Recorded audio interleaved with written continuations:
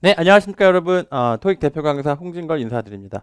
자, 이번에 2017년 10월 15일에 시험이 있었는데요. 여러분 중에서는 보신 분도 계시고 아직 안 보신 분도 계실 거예요. 그래서 시험을 보셨든 보시지 않았던 총평을 통해서 여러분이 앞으로 정기 시험, 토익 시험에 대비하는 것에 조금이라도 도움이 되고자 강의를 준비했고요. 그렇게 길지 않으니까 재밌게 잘 들어주시기 바랍니다.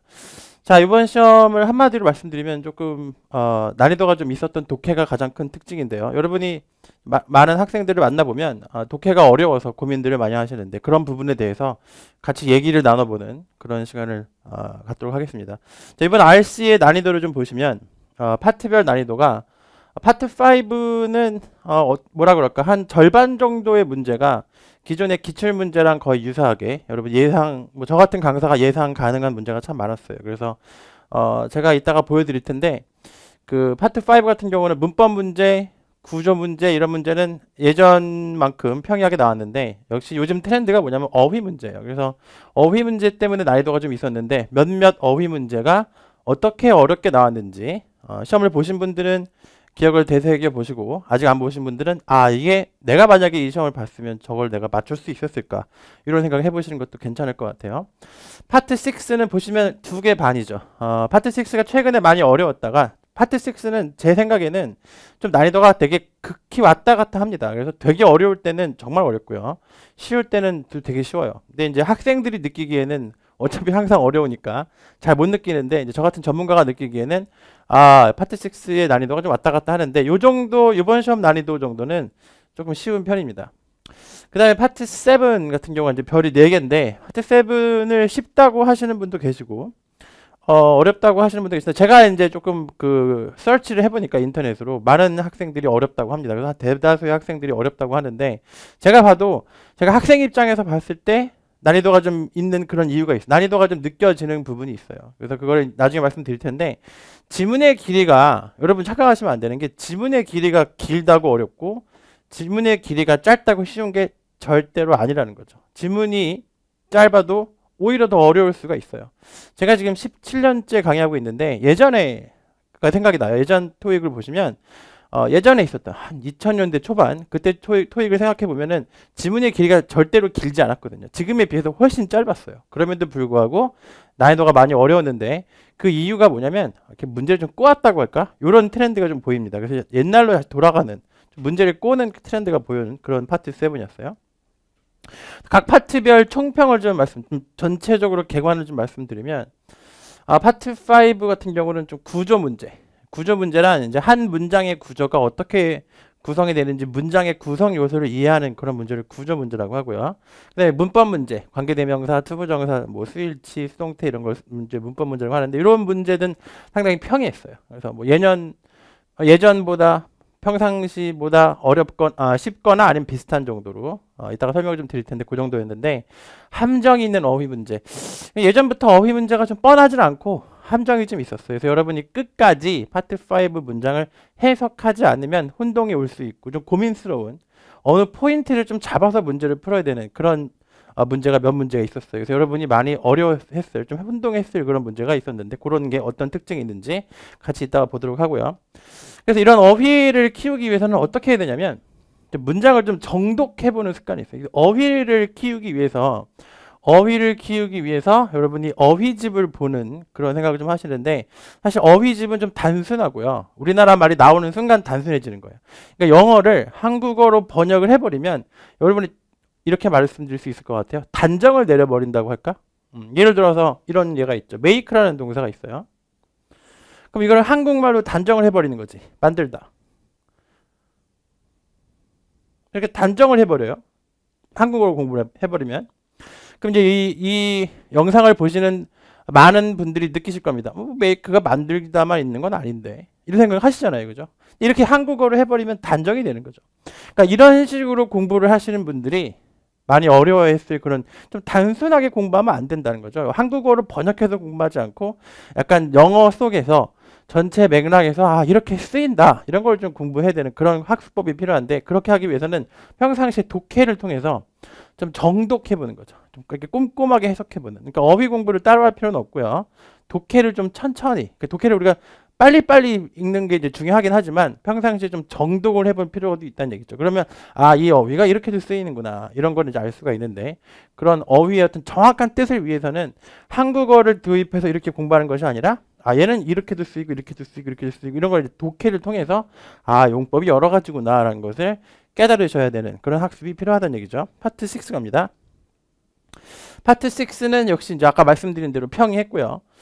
이제 함정은 존재하죠. 항상 토익이라는 것은 이런 토익이 해야 되는 게 뭐냐면 이런 거예요. 토익의 임무는 잘하는 학생과 못하는 학생을 구분하는 게 임무예요. 그래서 얘네들은 쉬운 문제도 반드시 내야 되고 어려운 문제도 반드시 내야 되는 거지. 그러니까 매번 앞으로도 시험 보실 때마다 여러분이 미리 생각하셔야 되는 게 분명히 이번 시험에는 정말 극도로 쉬운 문제와 극도로 어려운 문제가 나올 거라고 미리 생각을 해주세요. 왜냐하면 난이도는 정말 여러 가지 난이도가 있을 수밖에 없어요. 그게 원래 이 시험의 취지입니다. 그래서 잘하는 사람과 못하는 사람을 구분하는 게 이 시험의 취지고요. 근데 이제 난이도가 잘 못하는 학생들은 다 어렵게 느껴지는 거지. 몇 문제 빼고는 예를 들어서 뭐 한 10%는 쉬운데 90%는 모르겠는 거지. 그리고 이제 잘하는 학생들은 다 쉬워요. 나 오늘 저도 시험 보고 내려오는데 이런 학생이 나 시험 보고 20분 남았어 이런 학생이 있더라고. 제가 사는 지역이 좀 영어를 잘하는 애들이 많은 지역인 것 같아요. 제가 시험을 계속 보는데 좀 잘하는 학생이 많아요. 그런 전화통화 많이 들려요. 좀 대학생이 많은 지역이거든요. 그러니까 걔네들은 이제 요즘 잘하는 애들이 많죠. 그런 애들은 쉬워요. 그래서 그런 분들은 뭐 쉽게 푸는데 중간에 한 700에서 6, 7, 8 요 점수대 학생들의 특징이 뭐냐면 열심히 풀고 이번에 잘 본 것 같아. 근데 알고 보니까 착각이었어. 이런 경우가 많거든요. 그러니까 그 난이도 있는 문제, 그러니까 함정 있는 문제가 반드시 출제되긴 합니다. 특히 이제 뒤쪽으로 가면, 그러니까 파트 1, 2, 3, 4, 5, 6, 7까지도 뒤쪽에 좀 어려운 문제가 존재하고 앞쪽에 좀 쉬운 문제가 있고 이렇게 골고루 난이도를 내는 게 특징입니다. 그러니까 이제 이런 말 돌잖아요. 토익 시험 끝나면 이번 달은 쪽박달이었다. 이번 달은 대박달이었다. 이런 말 들어봤어요? 그런 건 없어요. 그런 건 없고 항상 쉬운 문제와 항상 어려운 문제가 공존하는 게 토익 시험이라는 거 잊지 마시고 여러분의 쉬운 문제는 절대로 틀리면 안 되고 어려운 문제는 어려운 문제대로 따로 또 고민을 하셔야 되고 이렇게 여러 가지 그걸 대비하셔야 돼요. 그래서 한 가지 난이도만 이제 접근하시지 말고 쉬운 난이도는 절대로 틀리지 않겠다. 그러니까 어려운 난이도는 내가 해석하는 어떤 연습을 통해서 극복하겠다. 이런 자세가 필요한 거죠. 파트 6도 쉬운 거 되게 쉬웠어요. 뭐 이런 거 있었어요. 뭐 그 관련 단어로 연결하는 이게 파트 6는 포인트가 관련된 단어를 연결해서 문제를 푸는 게 중요한데 문제 여러분 기억하시는 이거는 이제 시험 보신 분을 위한 건데 이런 단어가 나왔어요. 호텔이라는 단어가 나왔기 때문에 정답이 인이 되는 둘 다 숙소라는 뜻이 있죠. 숙박시설이라는 뜻이 있죠. 그러니까 이렇게 비슷한 단어를 어휘력이죠. 그러니까 한마디로 어휘력을 통해서 파트 6 문제를 이렇게 관련된 다른 어휘를 보고 추론해서 푸는 거죠. 자, 여기에서 이제 중요한 부분인데 파트 6랑 7은 이렇게 관련된 어휘를 연결하는 맛으로 푸는 거죠. 그러니까 여러분이 앞으로 토익을 준비하실 때 쉽게 준비하시기 위해서는 이런 출제에 제가 이제 영단기 토익 영단기 신토익 기술이라는 책의 저자로서 말씀을 드리는 건데 토익은 기술이다가 무슨 뜻이냐면 내가 독해력을 키우겠다. 내가 어휘력을 키우겠다. 이렇게 전략을 짜는 게 아니고요. 그건 누가 그런 말을 못해요. 그게 아니라 문제 출제 방식을 쫓아가는 거죠. 문제 출제 방식을. 이렇게 비슷한 말로 문제를 내는구나. 그러면 여러분이 그걸 연습을 해야 되는 거죠. 유사어를 쫓아가는 연습을 하셔야 돼요. 그러면 적은 노력으로 빨리 점수가 나올 수 있죠. 얘가 이거랑 비슷한 단어니까 얘가 답이겠구나. 이런 식으로 연습을 하시는 게 중요하다는 거. 그래서 이런 어떤 파트 6도 비슷한 단어를 이용해서 문제를 푸는 문제가 여러분 연습할 수 있고요. 좀 어렵게 나올 수 있는 게 앞으로도 여러분 파트 6는 얘는 좀 어려울 수 있다 생각하셔야 될 게 뭐냐면 특히 이제 뒷지문이나 이런 거서 이제 그 신유형인데 소거하는 법, 문장을 그 알맞은 맥락의 문장을 고르는 문제가 이게 난이도를 이 출제자가 마음만 먹으면 확 올릴 수가 있어요. 정말 애매하게 낼 수가 있거든. 그래서 이 문장 고르기 문제는 이제 문장 고르기 유형은 어떤 문장이 여기 들어갈 만한 이렇게 이제 문제 내잖아요. 그럼 쉽게 내려면 얼마든지 쉽게 내요. 막 말도 안 되는 말 하는 거야. 막 A, B, C에 막 정말 엉뚱한 얘기 하는 거죠. 그럼 D가 답이다. 이렇게 내면 쉬운데 얘네가 마음만 먹잖아요. 그럼 진짜 난이도가 극악이 될 수가 있는 게 이 유형이죠. 막 애매하게 내는 거예요. 이것도 될 것 같고 저것도 될 것 같고 이렇게 낼 수가 있다는 거지. 그래서 어떤 연습을 하셔야 되냐면 소거법. 그러니까 이걸 이제 철두철미하게 이제 여러분이 보고 전체 내용을 먼저 파악을 하신 다음에 얘는 그래서 안 돼. 얘는 그래서 안 돼. 얘는 그래서 안 돼. 그러니까 확실하게 이유를 대면서 아닌 이유를 이게 약간 문장 속에 있는 어떤 단어 있죠. 그런 어떤 특정 단어가 얘 때문에 안 돼. 이런 식으로 연습하는 게 6하고 7에 모두 필요하다는 거. 그것도 좀 제가 좀 집어드리고 싶어요. 자, 이번에 파트 7. 자, 응시자 체감 난이도가 상향되었다. 그러니까 길이가 짧다고 해서 학생들이 느끼는 난이도가 절대로 쉬워지지 않습니다. 좀 이렇게 문제를, 그러니까 어떤 거에서 난이도가 결정이 되냐면 지문의 길이에서 난이도가 결정되는 게 절대로 아니고요. 어떻게 정답을 냈고 그 다음에 보기 중에 어떤 함정이 들어있느냐. 그러니까 낚시라고 하죠. 낚시. 여러분이 그 문제를 풀 때 이게 낚시인지 아닌지가 상당히 중요한 거죠. 그래서 낚시 문제가 꽤 있었어요. 그러니까 여러분 이제 약간 이번 시험은 어떤 사람한테 좀 난이도가 좀 높게 느껴지지만 한 700점대 학생들한테 극악 난이도가 될 수 있는 그런 시험이었어요. 800점, 900점 넘어가는 학생들은 그냥 볼만했다. 뭐 괜찮았다 이런 말 할 수 있는데 700점대 학생들이 이 독해에서 많이 힘들었을 겁니다. 왜냐면 뭐 어휘 부분이 되게 어렵진 않았어요. 근데 이게 막 정답을 내는데 약간 꼬아서 내는 느낌이 상당히 있었어요. 저도 시험을 17년째 보고 있는데 약간 좀 이번 시험은 그런 느낌이 좀 있어요.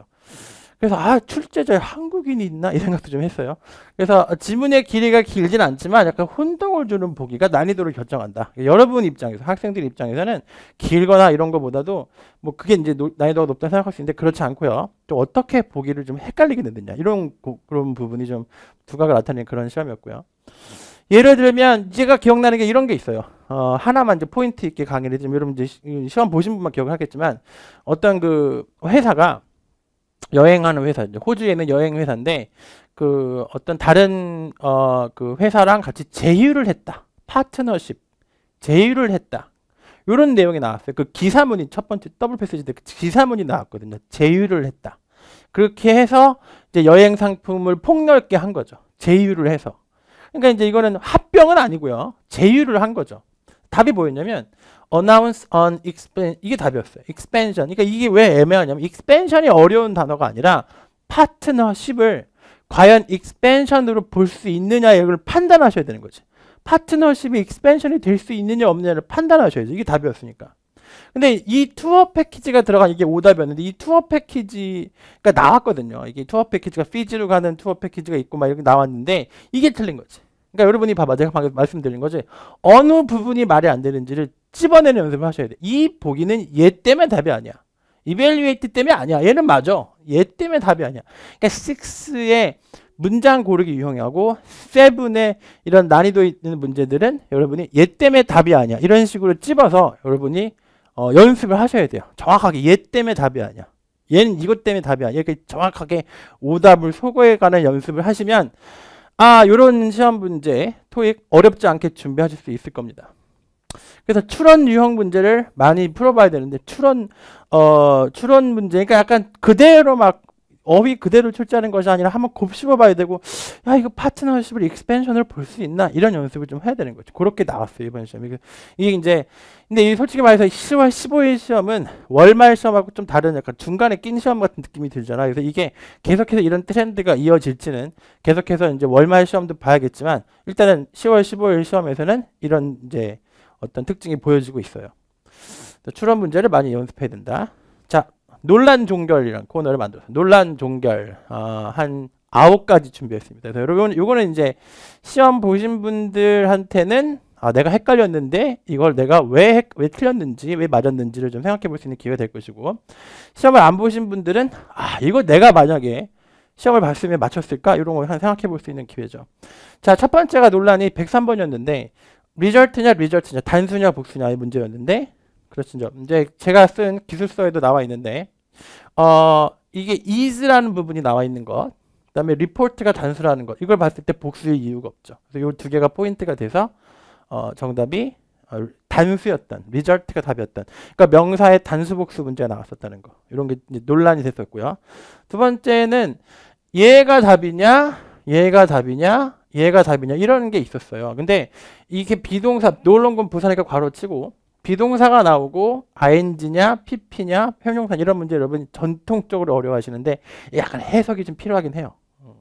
물론 기술적으로는 목적어가 나와 있으면 뭐 be 플러스 ing 능동이고 목적어가 없으면 BPP다 이런 이제 기술이 있죠. 그래서 제가 쓴 기술서에 나와 있는데 이런 식으로 많이들 설명을 하긴 하지만 해석을 좀 하시는 게 제일 좋고요. 그다음에 만약에 이제 이걸 쓰신 분이 만약에 이렇게 acceptable applications라는 게 해석이 좀 어색하죠. 이런 단어를 잘 쓰지 않아요. 그러니까 이 형용사 쓰신 분이 계시고 이것만 보고 보시는데 원래 문장 구조라는 것은 왼쪽이 우선이에요. 그래서 이런 식으로 해 나가야 돼요. 그러니까 지금 이걸 쓰신 분들은 뭘 잘못한 거냐면 얘만 본 거지 앞에를 안 보고. 근데 앞에서부터 봐 나가야지만 된다는 거죠. 구조 문제는. 그러니까 반드시 구조 문제는 왼쪽부터 봐라. 성급하게 오른쪽부터 보면 이게 틀릴 수가 있어요. 그래서 이거만 보고 얘만 보면은 명사 보고 형용사 보는 거는 그럼 틀리진 않죠. 근데 만약에 전체적으로 봤을 때 이제 보면은 만약에 acceptable applications가 여기 들어간다면 여기가 복수인데 is가 나온 건 말이 스위치가 안 되죠. 그러니까 이거는 답이 될 수가 없다고 볼 수 있는 거죠. 그래서 그냥 동사가 be 플러스 ing로 진행형 문제였고 요 정도 난이도는 6, 700점대만 맞아도 이렇게 어렵진 않습니다. 이거 헷갈리신 분이 좀 있었고요. 이게 극악 난이도죠. 이게 제일 어려웠는데 이건 진짜 논란이 됐었어요. 저는 처음에 정답을 이제 왜 공개하잖아요. 인터넷에서. 그래서 이거가 나는 되게 많이 틀렸을 거라고 생각하고 그러면 정답을 알려주는 사이트에서는 뭐라고 하나 한번 봤어요. 봤더니 역시 틀렸더라고. 이게 나오더라고. 이게 답이래. 얘를 답으로 할 수는 없는 거지. 얘는 절대로 답이 안 되는 게 이게 동사잖아요. fail, fall은 이게 과거 시제 동사인데 절대로 얘는 동사 수식이 안 되고요. 형용사, 부사 수식만 할 수 있는. 그래서 이걸 어떻게 공부하시면 쉽냐면 이거는 그냥 very랑 같다. 그래서 extremely 이건 앞으로도 보셔야 돼요. 되게 중요한 건데 이게 제가 17년 동안 계속 봐온 거예요. 잘 아는 사람이 없어요. 근데 extremely 지금까지 이게 처음 나온 게 아니에요. 계속 나옵니다. extremely는 절대로 동사 쓰시기 안 돼요. 기억하세요. 절대로까지는 아닌데 아마 앞으로도 그럴 거예요. 거의 사전에도 나와요. 주로 형용사나 부사를 수식하면 이렇게 나오더라고. 그러니까 얘는 동사 수식이면 답이 아니라고 보시면 되고요. 얘가 이제 좀 헷갈리는데 urgently는 어울리는 동사가 need 같은 동사죠. 이게 또 갑자기란 뜻으로 해석될 수 있는데 갑자기 이런 뜻이 있긴 해. 급히 이런 뜻인데 급히 필요하다. 급전이 필요하다. 뭐 이럴 때 쓰는 거고 뭔가 빨리 대책을 세워야 되는 상황을 urgently라고 하는 거죠. 그러니까 need라는 동사가 어울리는데 좀 급하게 떨어졌다는 좀 안 맞죠. 왜냐면 뭐 긴급하게 떨어지다가 좀 우리나라 말로 해도 어색하단 말이야. 그래서 이거를 그래도 쓴 사람이 좀 있을 거야. 한 700점 딱 쓰는데 이건 아니다고 알더라도. 근데 답이 이건데 이게 좀 생소하죠. 이게 제일 생소한 보기죠. reportedly는 제가 네이티브 스피커랑 이제 바로 시험 끝나고 카톡으로 확인했는데 네이티브 스피커조차도 이런 표현을 들어봤다 이 정도밖에 말 못하더라고요. 그러니까 그 리포트들이가 쉬운 문제는 아니었어요. 그러니까 이거는 제가 이거 답이 될 수 없다는 거 아는 게 제일 중요하고요. 이거는 몰라도 그렇게 여러분이 비난받을 수는 없는 아주 어려운 단어입니다. 리포트들이 넣으면은 전체적으로 이렇게 보고 받기로는 듣기로는 확인한 발언 뭐 이런 뜻으로 간접적으로 전달하는 느낌을 쓰는 별 뜻 없는 표현인데 올라간다 내려간다 동사에 리포트들이 좀 쓰는 습관적으로 쓰는 게 있어요. 그럼 듣기로는 보고 받기로는 이런 의미가 있어요. 그렇게 쓰인 그런 표현이었고요. 그래서 이제 기술서 기술 94에 보면 나와 있어요. extremely는 형용사를 부사를 강조하는 용도지 동사랑 어울리지 않는다라고 써 있는 거 확인해. 그러니까 이거를 공부하신 분들은 기억을 하실 겁니다. 자, 이번엔 a series of라는 수거입니다. a series of 복수명사 수거를 묻는 문제였고요. 프로프를 쓰신 분이 좀 있으신데 이거는 수거로서 그냥 외우셔야 돼요. 수거는 제가 수업 시간에 얘기하는데 수거는 있잖아요. 그냥 무조건 외우셔야 돼요. 그래서 좀 이렇게 속된 말로 무조건 외워라. 닥치고 외워라 이렇게 표현하는데 이거는 뭐 따질 필요가 없어요. 그냥 외우셔야 돼요. 그래서 series of 연속의 이런 뜻이었고 그 다음 be about to라는 수거가 있었어요. be about to는 이 세 가지 같이 외우시면 좋은데 be going to도 기출이고요. be planning to 옛날 기출이고 be about to도 이미 한번 나온 적이 있는 기출입니다. 그래서 기출이 또 나온 거죠. 그래서 제가 평상시 필기하는 내용인데 going도 이게 기출이에요. 여러분 be going to 다 아시죠? 근데도 기출이에요. going, planning, about 세 가지를 같이 기억하시고 이 문제를 왜 사람들이 틀리냐면 이 to가 동사 원형이 나와서 to 부정사가 된 것을 이해를 해야 되는데 이거를 전치사로 오해하시는 분들이 정말 많아요. 점점 심해지는데 여러분들 공부하는데 참고하세요. 전치사 투하고 투부정사 투를 혼동시키는 문제는 점점점 흔하게 나오고 있다는 거. 그러니까 제가 경력이 좀 오래됐잖아요. 옛날에는 그거를 잘 안 됐어요. 너무 헷갈리니까 학생들이 어려우니까. 근데 지금은 점점점 많이 됩니다. 그래서 전치사 투하고 투부정사 투를 잘 구분하셔야 돼요. 그래서 뒤에가 동사 원형인지 아닌지를 확인하는 거 약간 습관으로 하셔야 된다는 거. 논란정결 6입니다. 이거는 이제 시험 보신 분만 해당이 되는데 이런 내용이죠. 싱어냐 스피커냐 이런 문제였어요. 그래서 근거가 퍼폼인데 이 퍼폼이라는 단어의 어휘력이 중요한 거죠. 이걸 우리나라 말로만 하면 약간 느낌이 없고 퍼폼이라는 단어는 주로 공연에 쓴다는 걸 아셔야지만 답을 고를 수 있었던 그런 문제였고요. 그 다음에 또 계속 이어집니다. 직접 수거하는 품목이 뭐냐 이런 문제가 있었는데 이런 hazardous, dangerous라는 뜻인데 위험한 게 batteries를 왜 따로 수거하냐 여러분 되게 상식적이죠. 이 폐품 수거할 때 batteries만 따로 수거하죠. 약간 화학작용이 있을 수 있기 때문에 위험하다는 얘기죠. batteries. 자, 그 다음에 폐기물 수거업체 서비스인데 요건 묘시하시고요. 가까운 의미의 어휘 찾기 문제가 있었는데, 그죠? take를 대신할 수 있는 게 require냐, hold냐. 그래서 hold를 물어보는 학생이 있었어요. 근데 require 대입해보죠. require time, take time, 시간이 걸린다를 시간이 필요하다로 말할 수 있겠죠. 그래서 require가 답이었고요. 그 다음에 이제 요거 이제 논란이 됐어요. 파트 7에서 덴마크로 떠나는 날은 있는데, 컨퍼런스가 첫 번째 지문이 뭐였냐면, 막 스페셜 액티비티라는 내용이었거든. 그러니까 이런 거야. 이 배경 지식이 좀 중요한 거야. 그러니까 여러분이 평상시 독해를 많이 한 그런 사람이 쉽게 풀 수 있는 배경 지식이죠. 스페셜 액티비티가 월, 화, 수, 목, 금, 토까지 있어요. 생각을 해보세요. 컨퍼런스만 계속하면은 지겹거든요. 이런 걸 이제 아셔야 돼요. 컨퍼런스를 계속하면 지겹기 때문에 컨퍼런스 끝나고 사람들이 즐길 수 있는 스페셜 액티비티를 준비한 거예요. 그럼 토요일 날도 스페셜 액티비티가 있다는 것은 토요일도 컨퍼런스가 있었다는 걸 이제 물론 나와 있기도 하고요. 지문에 나와 있기도 하지만 여러분이 예상했어야 되는 거지. 그러니까 토요일까지 컨퍼런스가 있었다는 거예요. 컨퍼런스만 없고 스페셜 액티비티만 있으면 이 바쁜 사람들이 거기서 뭐하러 그 스페셜 액티비티 때문에 있지는 않죠. 그러니까 나는 컨퍼런스만 하겠다. 그러면 스페셜 액티비티 참석 안 하면 되고요. 스페셜 액티비티는 왜 있냐면 컨퍼런스를 며칠 동안 계속하면 이게 지겹거든요. 그래서 그런 분들을 위해서 하는 그런 내용이 좀 아셔야 돼요. 그러니까 컨퍼런스가 있으면 컨퍼런스 끝나고 보통 컨퍼런스가 한 오전 뭐 한 오후 이렇게 끝나고 오후까지 있지 않고 보통 뭐 딴 거 할 수 있도록 해주는 그런 개념이죠. 컨퍼런스가 뭐 5박 6일이면 계속 그것만 할 수 없으니까 그런 내용이었어요. 그래서 끝까지 계속해서 토요일까지 컨퍼런스가 있었기 때문에 컨퍼런스 끝나고 나는 덴마크로 갔다 그러니까 덴마크로 떠난 건 Saturday 컨퍼런스 끝나자마자 바로 간 거죠. Right after 라는 표현이 있는데 직후에 간 거죠. 대신 그날 스페셜 액티비티는 참석 못한 거지. 그날 스페셜 액티비티가 이제 레스토랑에서 뱅퀴시 있었는데 그거는 참석을 못한 거죠. 그래서 Saturday가 답이었는데 이걸 쓰신 분이 꽤 많았었어요. Friday. 자, 파트 5 좀 빠르게 볼게요. 파트 5의 4대 요소가 구조, 문법, 수거, 어휘인데 몇 개 문제 좀 찝어서 보겠습니다. 첫 번째 105번은 주격, 인칭대명사를 고르는 문제가 있었고요. 보기는 이와 같습니다. 그래서 대의, 주격, 인칭대명사 나왔고 이번에 좀 제가 평상시 강조하는 건데 ing랑 pp형 형용사가 시험에 되게 잘 나오는데 pp형의 experience가 하나 나왔고 ing형의 lasting이 하나 나왔어요. 이때 이 pp랑 ing를 분사라고 보통들 많이 얘기하지만 분사가 아니고요. 그냥 형용사라고 하셔야 돼요. 그래서 이런 형용사들이 다 책에 나와 있는데 experienced가 이번 시험에 나왔고요. 형용사를 보셔야 돼요. 그 다음에 비동사와 pp 사이에는 부사를 써야 된다. 왜냐하면 비동사 pp가 합쳐서 동사거든요. 그럼 그 사이에 낀다는 것은 무조건 동사를 표시하는 부사만 들어갈 수 있다는 결론이 나오죠. 무조건 부사. 124번은 좀 인상 깊은 문제였는데 구조가 주어 동사 and 주어 동사였어요. 그럼 아무것도 안 써도 되기 때문에 부사 자리인데 이렇게 전치사가 나오고 명사랑 결합을 하면은 부사라고 보시는 거지. 전치사 플러스 명사는 그냥 부사로 보셔도 된다. 무난하다는 얘기죠. 그러니까 부사처럼 쓰인다고 보셔야 돼요. 왜 이런 거 있잖아. in fact. 그럼 in fact가 뭐냐? 전치사 플러스 명사니까 그냥 부사 취급하는 거죠. 부사 취급할 수 있다 이 말이에요. 그러니까 얘는 접속사니까 주어 동사가 또 나와야 되고 얘도 마찬가지로 접속사고 얘는 전치사고 그럼 명사가 결합돼야 되고 그렇게 되는 상황인데 얘는 요 자리만 딱 그 밑줄이었으니까 부사를 써야 되는 자리인데 부사는 없었고 부사처럼 쓰일 수 있는 전치사 명사 합쳐진 걸 써야겠죠. 그러니까 오늘 이거 배우시고 앞으로 써먹으세요. 전치사하고 명사랑 결합을 하면 전치사랑 명사랑 결합을 하면 완전히 그 수식어가 돼서 부사처럼 쓰일 수 있다는 거 기억을 하시고요.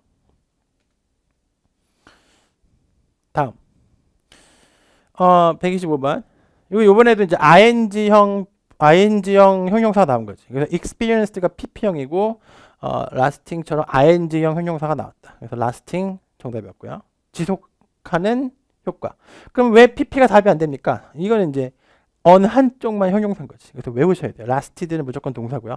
lasting, experienced를 형용사로 외우시는 암기하는 그런 문제였습니다. 그다음에 despite 다음에 이렇게 동명사가 나올 수 있다. 여러분이 많이 못 봤죠? despite 다음에 동명사 나올 수 있고요. despite having pp도 나올 수가 있어요.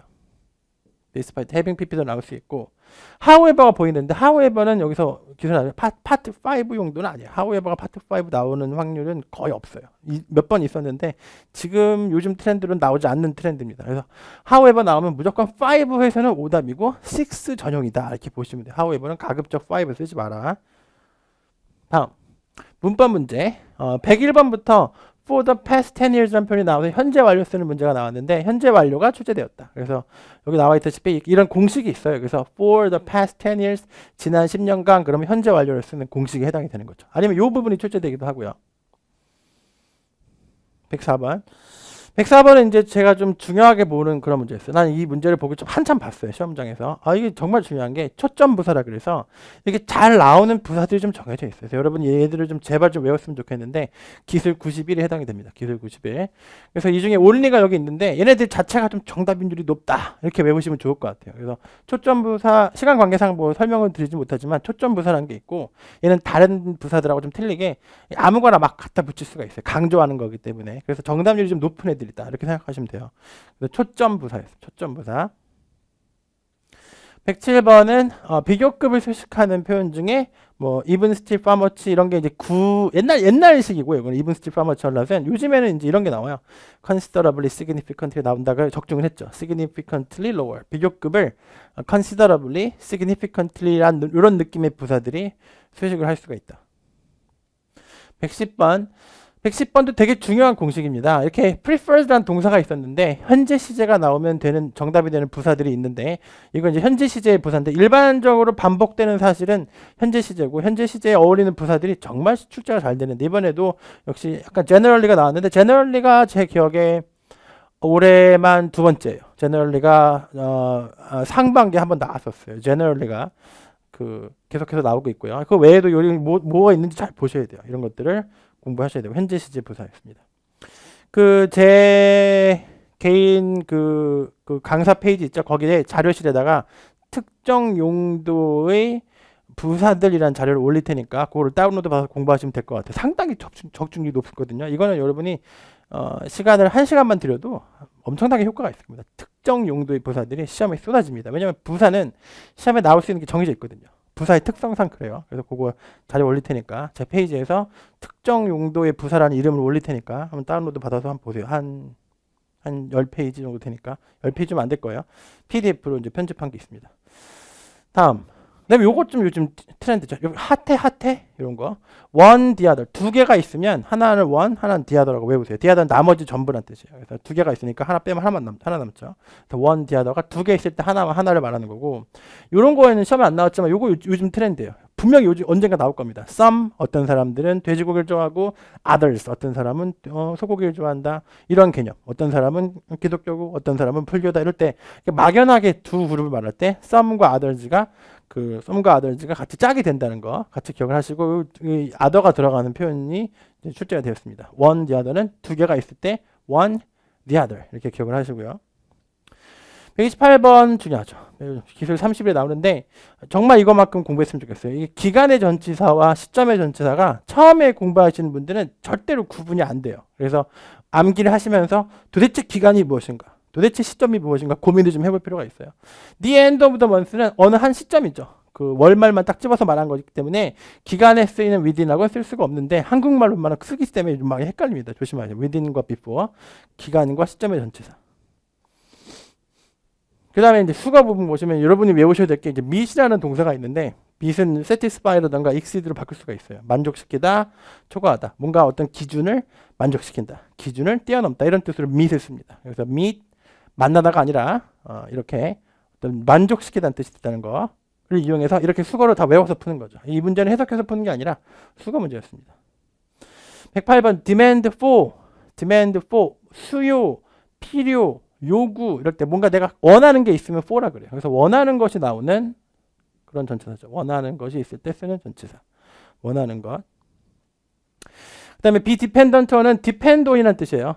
depend on. 뭐뭐에 의존하다는 뜻으로 be dependent on이라고 하기도 하고 depend on이라고 하기도 하는데 여기 나와 있다시피 뭐 다 같이 전치사 불변의 법칙이죠. 그래서 이것도 쉬운 문제였고 수거로 여러분이 외워야 될 표현들이 몇 개 있는데 수거 문제는 여러분이 특징이 뭐냐면 쉬우면 되게 쉬운데 못 외우면 못 푸는 거지. 이것도 무조건 아까도 말씀드렸지만 그냥 무조건 외워야 돼요. 수거는. 그래서 그럴 수밖에 없는 거지. 그래서 항상 여러분이 문제풀이하고 질문을 하시면 수거 문제거든.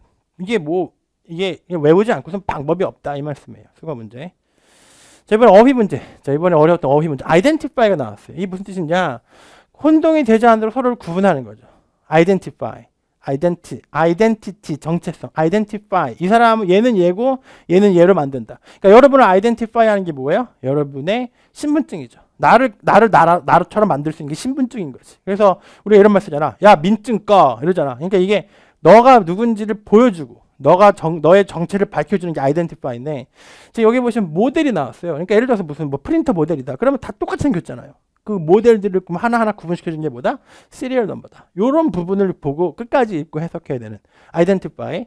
혼동되지 않도록 하나하나마다 구분시키는 뜻이 있다는 거. 아이덴티파이. 그래서 아이덴티파이를 위해서 이제 이런 아이디가 있거나 시리얼 넘버가 있거나 이런 특별한 고유 번호가 있는 거지.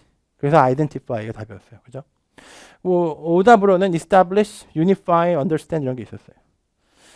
그 다음에 이것도 좀 인상 깊은데 alert이랑 그 attentive가 왜 답이 안 되냐면 사람용 형용사인 거지. 형용사를 출제할 때 좀 어렵게 내려면 의미는 막 비스무리하게 맞게 하는데 얘는 무조건 사람밖에 안 돼. 그러면 여러분이 어떤 해석을 해도 답이 안 되는 거죠. 왜냐면 얘는 사람이 아니니까요. 그러니까 사람용 형용사가 2개 나왔고요. 얘는 familiar랑 헷갈리면 안 돼요. 얘는 이제 acquainted는 be acquainted with를 이렇게 써서 뭐뭐에 익숙하다는 뜻으로 수거로만 쓰입니다. acquainted 명사 이렇게 쓰이지 않아요. 이건 약간 서술적 형용사라 그래요. 이렇게 하면 좀 어려울 수 있는데 여러분 알아들으실 분 알아들으시면 돼요. 한정적 형용사와 서술적 형용사를 헷갈리게 되거나 사람용 형용사와 사물용 형용사를 헷갈리게 되는 이런 2가지 패턴으로 여러분을 이제 골탕 먹이는 거죠. 형용사는 명사를 직접 표식하는 것과 보어로만 쓰이는 이런 경우가 있어요. 얘는 약간 보어로만 쓰인다? 근데 여기서는 명사를 직접 표식하니까 좀 안 어울리는 거죠. 그렇게 된 케이스고 얘네 둘은 사람하고 어울리는. 그래서 제가 오랫동안 시험 봤는데 이런 걸 이제 통찰력이 있는 거죠. 이렇게 출제를 하더라 이 말이죠. 그래서 이렇게 강의를 많이 하고 있는데 책에 보면은 이제 대표적인 형용사가 willing이 있어요. 이런 거 사람만 어울리고. 그러니까 이것도 암기를 해줘야겠죠. 얘들 암기 여기 나왔죠. alert. 여기 사람만 표식한다고 나와 있죠.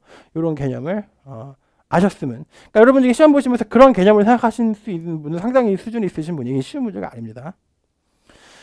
그 다음에 어휘 또 continuity, provide continuity, 지속성을 보장하다는 뜻인데, 그러니까 한 명을 전담하게 해서 사람이 바뀌지 않도록 하는 거지. 전담막하게. 그러니까 이 사람 담당자가 바뀌지 않도록 한다. provide continuity. 그런 의미로 쓰였어요. 그러니까 이런 경우는 약간 이걸 같이 이해하셔야 되는 거죠. provide continuity. continuity의 뜻이 무엇이냐. 이걸 내가 초반에 말씀드렸죠. 이걸 한국어로 딱 하게 외우고 그러면 안 되고요. 이걸 상황에서 이해하셔야 돼요. 그러니까 독해를 통해서 어휘 공부를 해야 된다 이 말이에요. 그러니까 provide continuity가 무슨 뜻이냐. 이렇게 사람을 지정을 해서 그 사람이 담당자가 바뀌지 않도록 계속 가는 거죠. 이게 provide continuity죠. 그러면 안 그러면 여러분들 왜 그 공부하실 때 이 선생님한테 배우고 저 선생님한테 배우면 별로 좋지 않아요. 한 선생님을 딱 정해서 그 선생님한테 기초부터 쭉 배우시는 게 효과적입니다. 그래서 물론 잘 안 맞으면 선생님 바꿔야 되기도 하고 뭐 참고는 할 수 있겠지만 provide continuity 이렇게 한 가지 서비스가 제공되면 바뀌지 않도록 하는 그런 개념이에요. 뒤에 그래서 뭐라고 나오면 뭐 assigning one person 한 명만 이렇게 배정한다. assign 배정한다. 그러니까 다른 어휘를 해석해야지만 이제 답이 나오는 그런 문제였고요. 파트 6는 단어와 단어 연관성을 많이 공부하셔야 되는데 이와 같습니다. 뭐 호텔과 인. 그 다음에 these 옵션즈, these 조심하셔야 돼요. 이게 파트 6의 포인트입니다. 제가 수업 시간에 말씀드렸는데 지시사 포인트죠. 옵션즈를 이벤트를 받은 거죠. 뭐 이렇게 받는 거. 그리고 왜 이니셜이었냐면 뒤에 세컨드가 나왔고 이니셜 외에는 답이 될 만한 게 없고 이니셜이는 첫 해란 뜻이고요. 첫 해 그 행사였고요. 그 다음에 will discuss 미래 시제가 답이 된 근거가 그 이메일의 날짜가 10월 1일이었는데 이거는 모임의 날짜가 10월 14일이니까 오랜만에 또 이메일 날짜와 실질적으로 벌어진 날짜가 그 차이를 보시는 건데 이게 미래 시제가 되겠죠. will discuss. 그 다음에 Sundays가 사실 days로 받는 거죠. 이 day에는 요일이라는 뜻이 있어요. 요일. What day is it today? 그러면 오늘 무슨 요일입니까? 그러니까 이 day를 뭐 날로 볼 수 있지만 Sunday니까 그대로 day로 보는 거죠. 그래서 these days로 해서 day가 답인 게 있었고 refrigerator 냉장고인데 perishable이 뭐냐면 썩을 수 있다는 뜻이에요. perishable. perish가 이렇게 흙으로 돌아가다는 뜻이거든. 미생물이 분해해서 perish, 사라지다는 뜻이 있거든. 그러니까 예를 들어서 진짜로 여러분 냉장고에 안 두고 음식을 상온에 두시면 처음에 썩지만 나중에 점점 사라집니다. 미생물이 분해해서 사라지고 확 날아가 버려요. 그러니까 perish는 사라지다, 죽다 이런 뜻도 있어요. 그래서 perishable items는 썩을 수 있는 음식. 여러분이 엄마가 마트 갔다 오면 제일 먼저 냉장고에 넣는 음식들이 perishable items였어요. 파트 7. 패러프레이즈랑 STQ 방식으로만 두 가지만 있으면 여러분이 어렵지 않게 풀 수 있는데, 패러프레이즈는 뭐냐면 지문에 나와 있는 그 힌트랑 문제의 보기를 연결하셔서 어떻게 단어가 변하는가만 보시라. 이렇게 제가 앞으로도 강의를 할 방향을 잡은 게 패러프레이즈인데, 구체적으로 이 단어가 이렇게 변한다. 그리고 나서 만약에 지문에 있는 표현을 단어로 변형시켰다. 그러면 답이 된다. 이런 원리로 자, 앞으로 강의를 제가 펼쳐드릴 거고, STQ 방식이 뭐냐면 skip detail이라는 얘기죠. skip details and question first라는 뜻인데, 좀 이렇게 보면 지문에 막 이렇게 고유명사랑 숫자로 막 이렇게 자질구레하게 나온 걸 읽으면 절대 안 된다는 얘기죠. 일단은 스킵을 하고 문제부터 읽고 문제에서 요구하는 것만 골라 읽어라. 그래서 디테일은 여러분이 앞으로 독해를 하시면서 다 읽으면 망하고요. 요거는 일단 지나가고 내가 필요한 정보만 나중에 읽어야겠다 이 생각을 하셔야 돼요. 그래서 무조건 디테일은 스킵한다. 이런 거를 통해서 파트 7을 제가 한번 이번 시험에 적용시켜 봤더니 역시 통하더라고요. 그래서 여러분도 통한다는 걸 제가 확인했고요. 시험을 통해서. 그 다음에 이제 패러프레이즈는 보시면 뭐 매니저가 있어서 리더즈 답이 없고, 리포터를 보고 저널리스트 답이 없고, 이렇게 패러프레이즈 항상 뭐가 뭐로 바뀌었다. 파트너십이 있어서 익스펜션이 답이 없고, 피아니스트가 있어서 뮤지컬 엔터테인먼트가 답이 없고, 카페가 있어서 다이닝 옵션즈가 답이 없고, 이 어휘력 내지는 뭐가 뭐로 바뀌더라. 그러니까 여러분은 단순하게 파트 7은 다시 한번 이제 정리하지만 독해력을 키우겠다. 어느 세월에 착각이세요. 그게 마음은 쉬운데 그렇지 않아요. 여러분 해보신 분 알아요. 독해력을 키우겠다. 그렇게 하면 너무 더디고 지쳐요. 그게 아니라 단어가 바뀐 걸 정답으로 찾는 연습을 해야겠다. 패러프레이즈 연습을 해야겠다. 패러프레이즈 연습을 하셔야 돼요. 얘가 이 단어가 이렇게 바뀐 거 보니까 너가 정답이네. 문제는 상관없어요. 너 정답이야 무조건. 왜냐면 바뀌었으니까. 이렇게 연습하시는 거예요. 자, 마무리하고요. 제가 하는 인강은 다른 선생님의 인강 차이점이 카카오톡으로 질문 답변 서비스를 이제 하고 있는데, 이렇게 하면 이제 무슨 차이점이 있냐면, 뭐 사진을 찍어서 질문하신다던가, 아니면 이제 인터넷에서 질문하는 것보다 좀 더 다른 매체로 질문할 수가 있고, 좀 더 내가 이제 친숙한 매체인, 요즘에 컴퓨터 접속 잘 안 하잖아요. 핸드폰으로 하잖아요. 그래서 내가 질문을 좀 더 쉽게 할 수 있다는 장점이 있죠. 그래서 요 서비스를 제공하기 때문에 제가 하는 인강들 앞으로도 많이 사랑해 주시고요. 제가 한 인강에 한해서 이렇게 카카오톡으로 사진도 찍고 여러 가지 방법으로 질문이 가능하시니까 저와 함께 하시죠. 저는 정말 오랫동안 시험을 봤고, 저만의 특징을 좀 말씀드리자면 잠깐 통찰력이 있다. 오랫동안 시험을 봤기 때문에 이렇게 출제하더라. 그러니까 우리가 빨리 시험을 끝낸다는 것은 어떤 그 포인트를 잡아서 전략적으로 접근하셔야겠죠. 그래서 여러분이 나는 실력을 키워야지 이런 생각을 정말 많이 하시는데 정말 위험하신 생각이고, 나는 전략적으로 응시자를 출제자의 의도를 파악해서 쉽게 가겠다. 파트 5는 이렇게 가고 6는 이렇게 좀 둘러가지 말고요. 제가 경험이 많으니까 이렇게 바로 곧장 이렇게 둘러가지 말고 직선으로 목표하는 점수까지 고생하지 않고 바로 갈 수 있도록 합시다. 지금까지 토익 전문가 영단기 토익 대표 강사 홍진걸이었습니다. 앞으로 또 계속 만나 받기로 하고요. 또 다음 또 11월 중순에 있는 시험 때 다시 만나도록 하겠습니다. 감사합니다.